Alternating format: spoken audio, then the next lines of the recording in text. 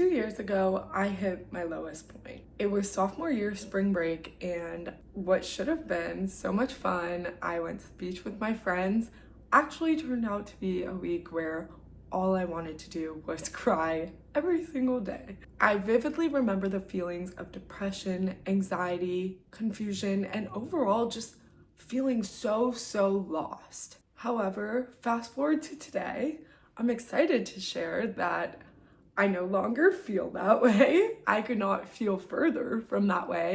I just got back from a trip from Peru. I just secured my dream internship for the summer, and I'll be studying abroad in Milan this fall. And let me be clear, I don't say any of this to brag in any sense.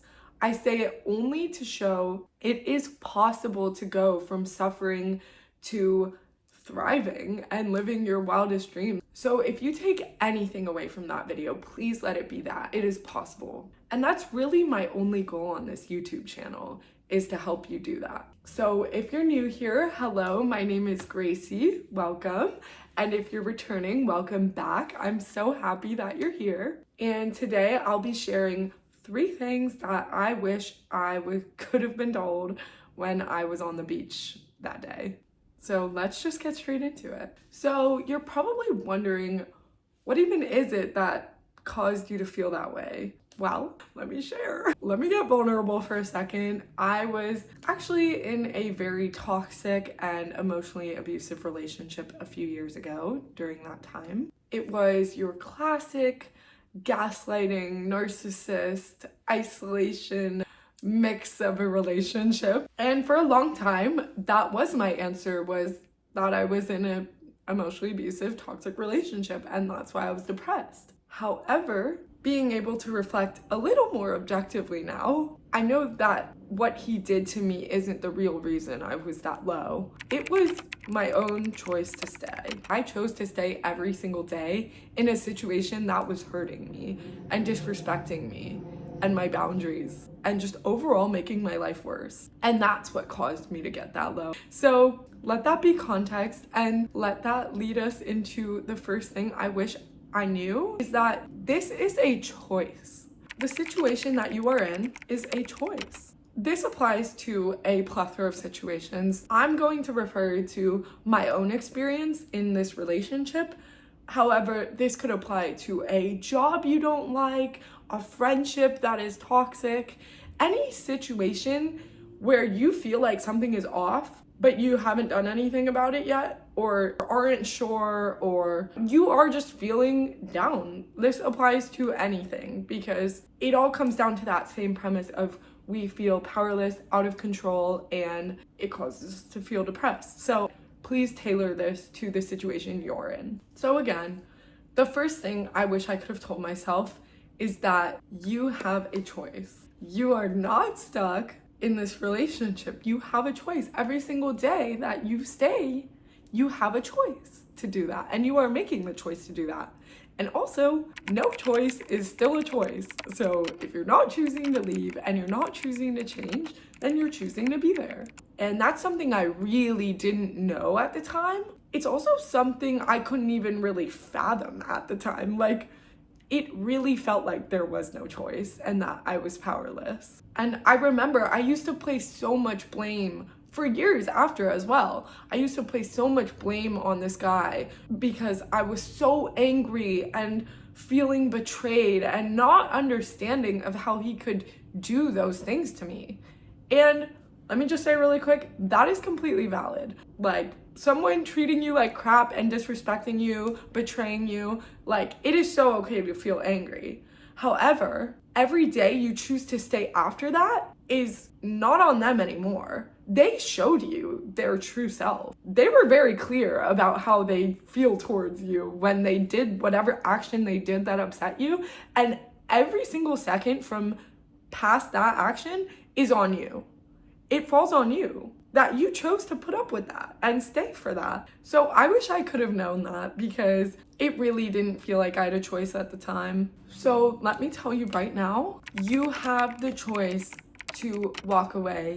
You have the choice to change whatever circumstances you are in, even if it feels impossible and even if it feels scary. I promise you have so much more power than you think. Okay, the second thing I wish I could have told myself back then is that you are in denial. I was in denial. I'm sure that anyone listening to this can relate. It feels like a whole war in your mind, where in my experience it was like, oh, I think I might be happier outside of this relationship, but then there's another voice like, but he loves you, but you love him. And it feels like this huge conflict inside of you. But here is the truth. Nothing should ever make you feel depressed, anxious, confused, lost for any amount of time, but especially an extended amount of time. If you are feeling that way, your body is screaming at you that something needs to change.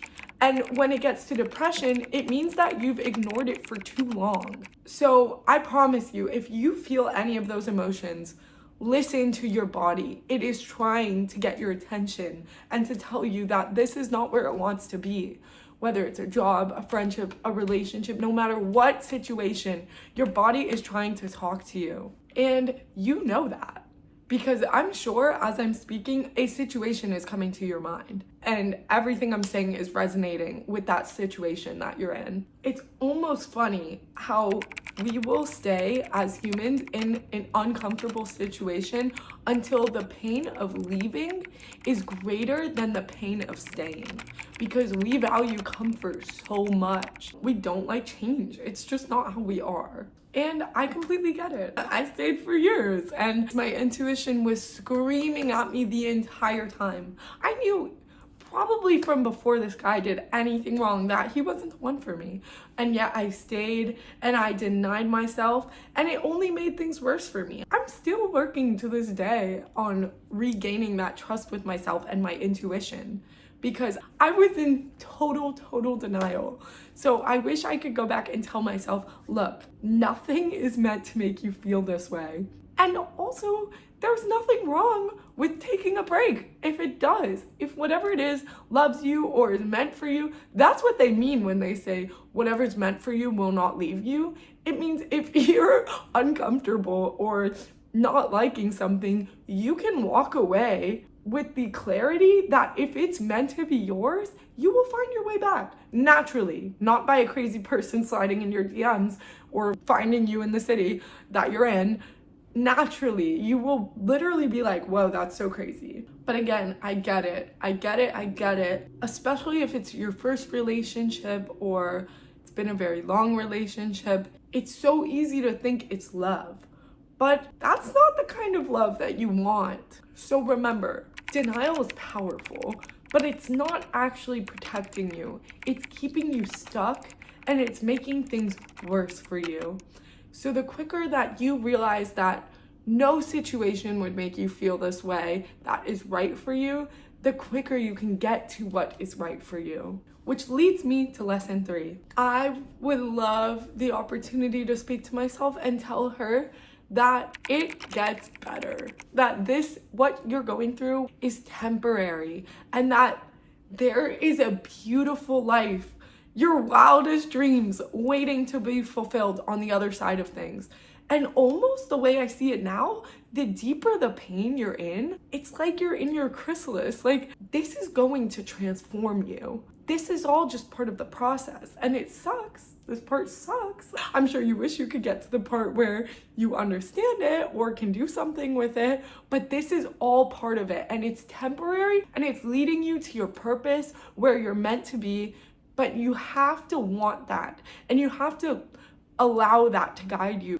The point is, it's temporary, and you will get through this, but you have to take action. And maybe you don't believe anything I've said.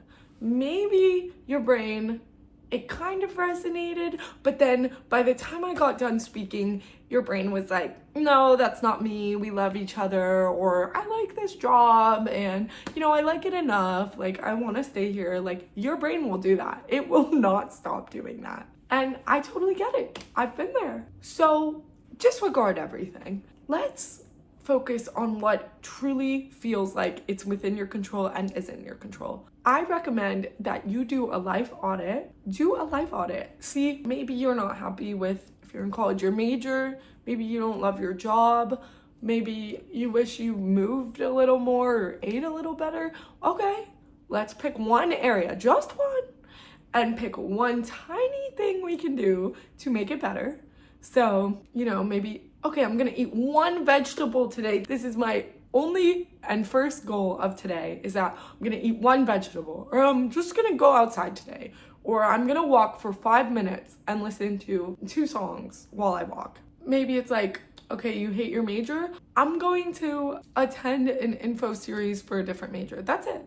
What is the smallest thing you can do in an area that you've identified that you're unhappy with? And what's your plan to do it? Because when you start taking movements like that, you show to yourself that you are in control of your life, and that will compound, and you will begin to realize, oh my gosh, wait, I'm making steps. I'm moving to where I want to be. So if that situation that I was talking about before that you're experiencing is right for you, and you fix the other things, then okay, maybe it wasn't that. But maybe if you gain, like, okay, I've gotten control over these areas of my life, I'm still unhappy, maybe it will become clear that maybe that situation is not the best for you. I'm not here to tell you whether it is or isn't. You know the answer to that. But I'm here to help you uncover that and to realize what that answer is for yourself. So my final advice to my past self and to you is to pick the smallest thing, that one tiny thing that you have control over in your life, so that you can begin to prove it to yourself again that you do have full control over your life. So start small and just build from there. All right, I have one final message. I know I've been a little bit tough love, but last thing I want to say is I understand. I have been there, and it's so hard. It's so hard. The truth is, give yourself grace, because it's okay that you're at where you're at right now. You're going through something really hard. I remember when it felt like every day I was fighting demons, like literal demons, just to even stay alive some days. So sure, I can yap at you for 15 minutes, but just remember, it is okay. Don't have a victim mentality and blame other people and then justify staying, but give yourself grace. Please, actually give yourself a hug right now and tell yourself you love yourself and that it's going to be okay and that you're going to help yourself through this. I've actually done that. It works. It's not easy and you don't always know any better, but you have the power to change it. That's all I want to tell you, is that you have the power to change it. And those feelings of depression, anxiety, confusion, feeling lost, powerless, those are screaming at you that you need to change or it's only going to get worse. So these are the things I wish I knew when I was at rock bottom. And I'm so glad that I can finally sit here and tell you. And I know one day you will be able to do the same. I'm sending each and every one of you so much love. If you know someone that could benefit from hearing this, please share it with them. Thank you for listening this far, and I hope you'll choose to stick around. I'd also love to hear if there's any advice you think I missed, or if there's anything you'd love to add, please drop it in the comments. I'd love to hear. But yeah, let's form a community where we can be vulnerable and support one another. Sending you so much love. Have a wonderful day or night or afternoon or morning or whenever you're seeing this. Mwah! Till next time.